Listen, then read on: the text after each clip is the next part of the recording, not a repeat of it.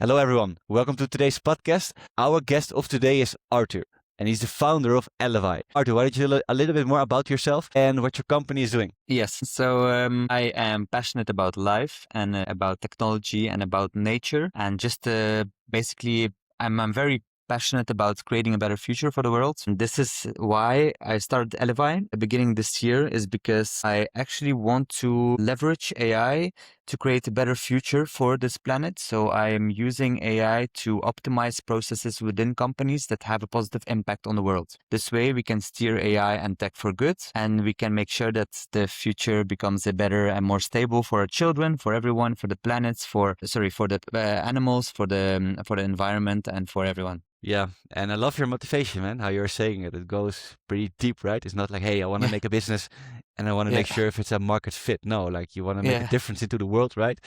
And you yeah, really want to do that, and you like combine your passion towards making a difference towards like your company, yeah, yeah. That's true. right? That's true. Yeah. Is that something you always done, or is it something like, hey, I need to like do something, like take some steps towards like this kind of passion? Yeah, to be honest, before I used to work as a business consultant and sales, marketing, and AI. And then at one point, I was just realizing that I was working for companies that were selling products that didn't really align with my morals. And then I saw how the world was, like what was happening in the world. And I saw really love nature, so I love to dive. I love to see animals. I love to be close and with nature, in tune with nature. And so then at one point, I just realized that actually I want to do something positive, something that really aligns with my morals and with my values. And this is why actually I've been put on this path to create something, to lead by example, I would say even. But yeah, yeah, that's basically why I started. Yeah, I like it, man. I think there are a lot of like founders watching this podcast, and think what we're talking about right now, like, is the deepest foundation, right? From like where you actually take action, because we can talk about strategies and all that, which is like important as well. But like, if you have like the most strategy in the world, but your foundation is not on point because you're not like truly aligned from the inside towards what you're doing, it's still gonna be whack, right? Because you're Yeah. like trying to push something which is not really, which you don't really feel.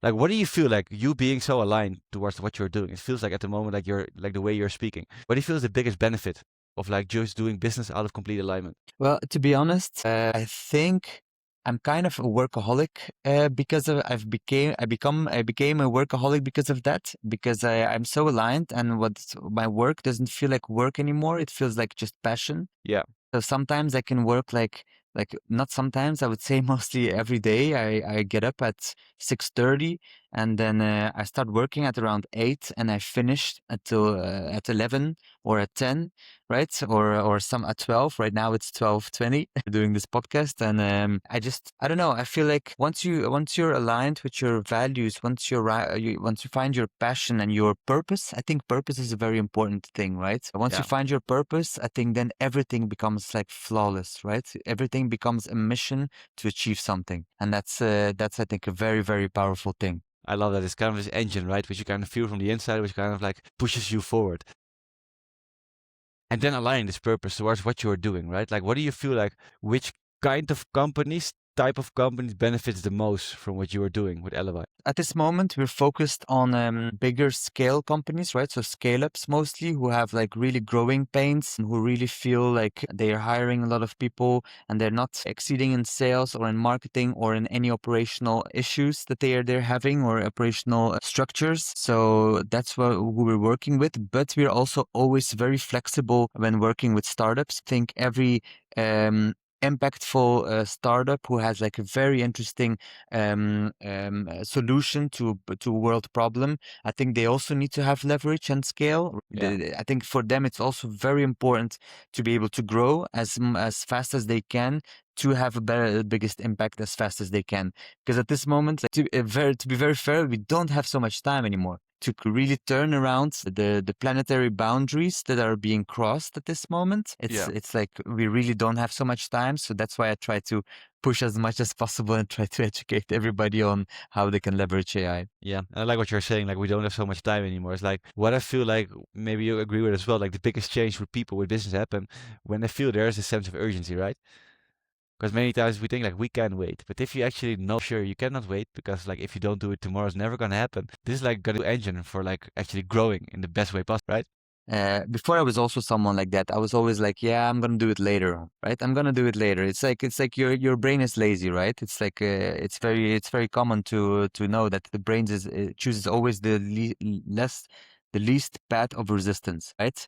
So if we always try to say like, oh, we're gonna solve this crisis, we're gonna solve this problem later, in 5 years, in 10 years, we're gonna have the climate accords, right? Again in 20 years, but then we're gonna have the biodiversity, which is completely destroyed, right? And then suddenly at one point, everybody will start to realize like, actually, we should have done it now. Right. And that's what I try to as well, like to push upon, like it's time to do it now because we don't really have so much time anymore. So we have to push for it.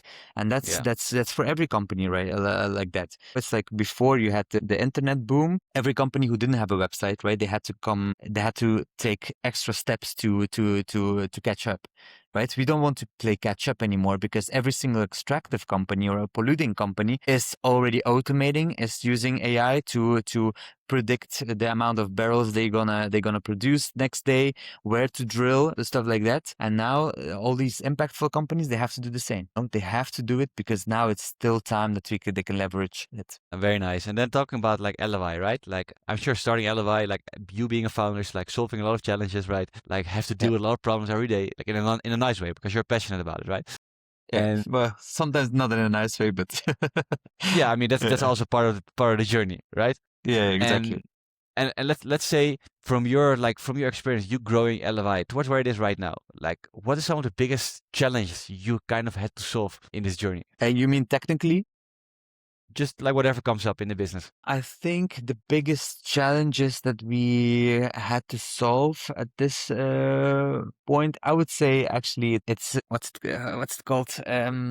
It's I cannot comment on the name. It's scope creep, right? It's like when you send a proposal to a company and they're like, and you really want to help them, right? Because that's what Yeah. you really want to do. You want to make everything out of it. But then at one point you send a proposal. This is what we're going to do, and then throughout that they ask you like, hey, can we also have this? Can we also have this? And can we also do that? And can you also improve that? And then eventually, like your proposal is like, it's taken 3 months to implement this whole system, but then actually we need another 2 months to implement everything that you've requested. And then they ask like, yeah, but actually, why are we not on time? Right? Yeah. And then it's like, yeah, but guys, you just literally asked us to create a whole new system from it. So that's always like the scope creep points that we encounter. That sometimes is a little bit tough. So kind of the delivery point, like once you guys actually want to work together, sometimes like when you actually send out, like you want to help someone, boom, it's not just helping out. It's like sometimes there just comes way more on top.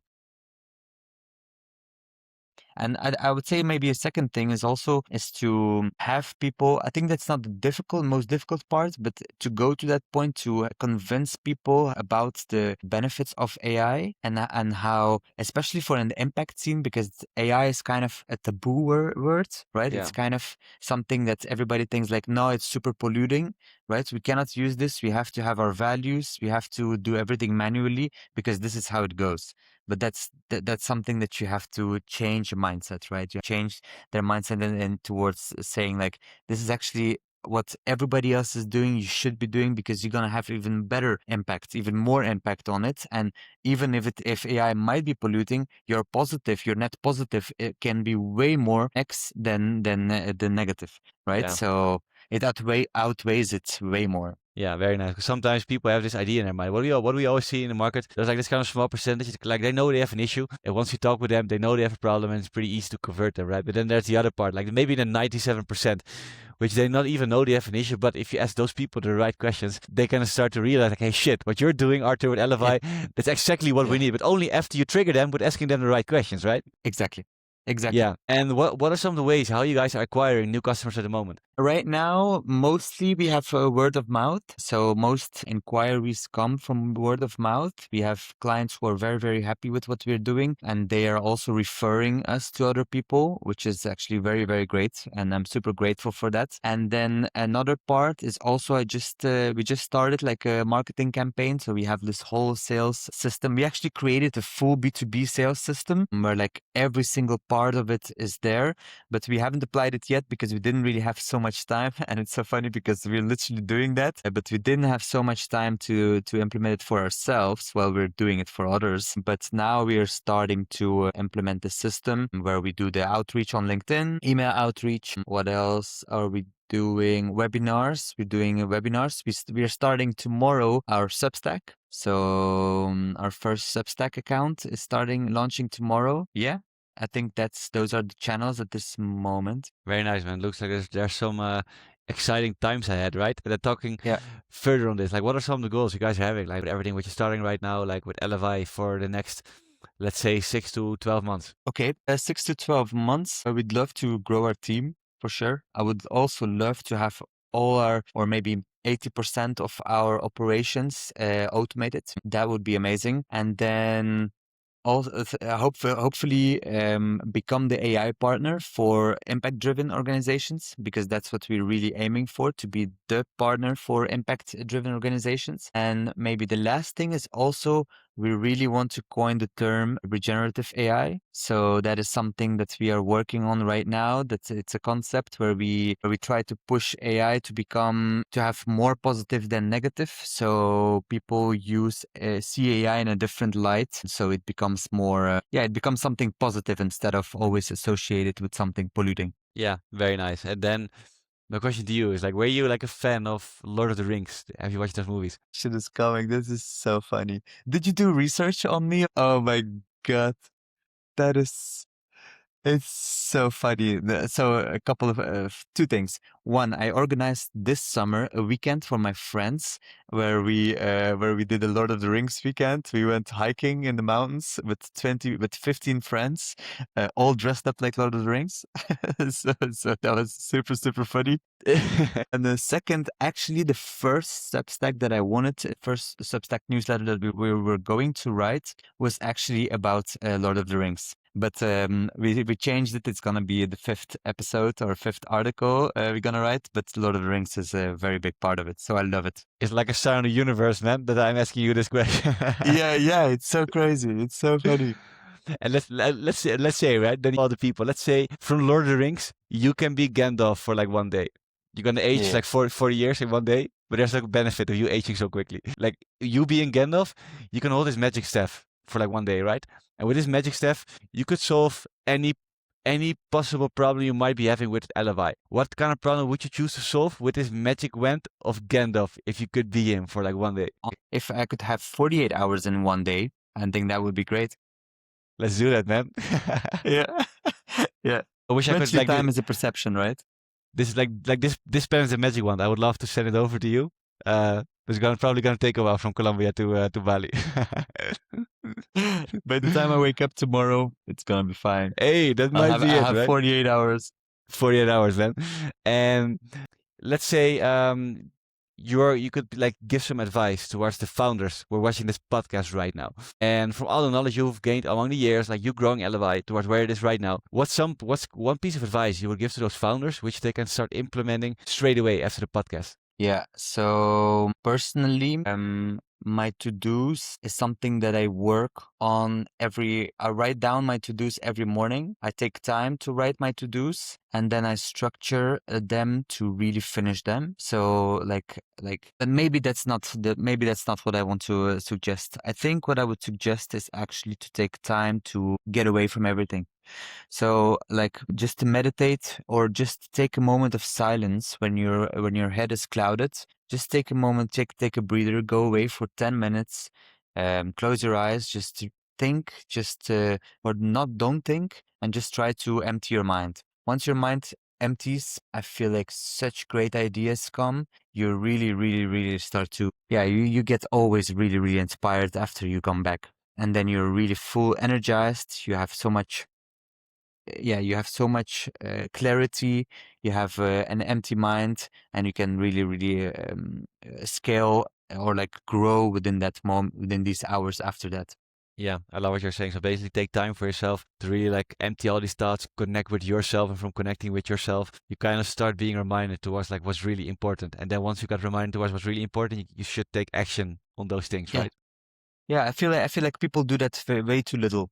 I feel like everybody's. I had the same because I also work so much. I sometimes feel like, oh, my head is so clouded, and then I just take a moment away, and maybe I listen to music, or I do a small meditation or something peaceful, and then I always feel like my mind is completely refreshed physiologically, or like not physiologically but neurologically. Your mind, once you take a meditation, it feels like you're completely rested, right? So your brains go into alpha waves.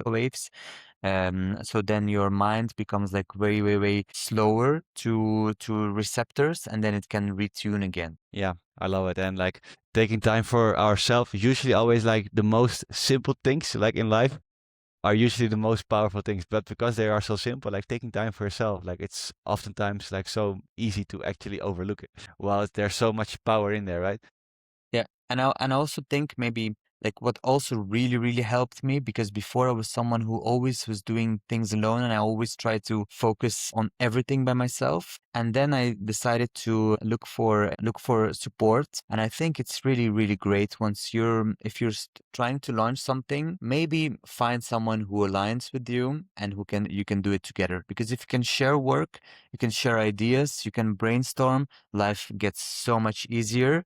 And it's so much easier to start a business, to maintain a business, to grow a business if you have that support who's aligned with you. Very nice. And Arthur, for the people watching this podcast right now, what are some of the ways they can connect either with you or ElevAI? In terms of socials, Whatever like possible to connect with you if they want to know more. yeah, so you can go to our website, which is elevai.cc, or you can follow our Substack, which is called AI Regeneration, or you can connect with me on LinkedIn. My name is Arthur Z.